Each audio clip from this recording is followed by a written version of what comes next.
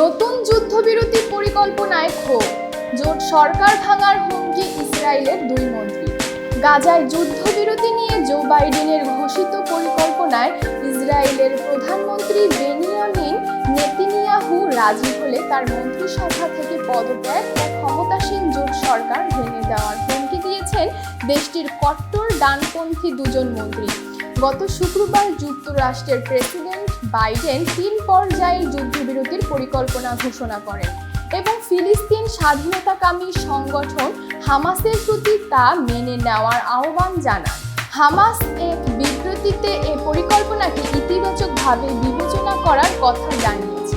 ইসরায়েলের অর্থমন্ত্রী বেজালেল স্মটরিচ ও জাতীয় নিরাপত্তা বিষয়ক মন্ত্রী ইতামার বেন গিভির বলেছেন, হামাসকে নির্মূল করার আগে তাদের সঙ্গে কোনো ধরনের চুক্তি সইয়ের বিরোধী তারা।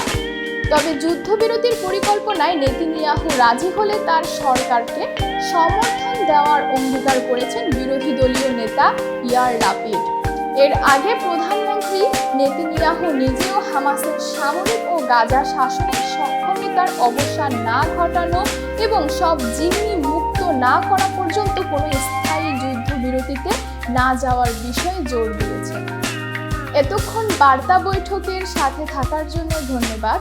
নতুন নতুন তথ্য ও সংবাদ পেতে বার্তা বৈঠকের ইউটিউব চ্যানেল ও ফেসবুক পেজের সাথেই থাকুন।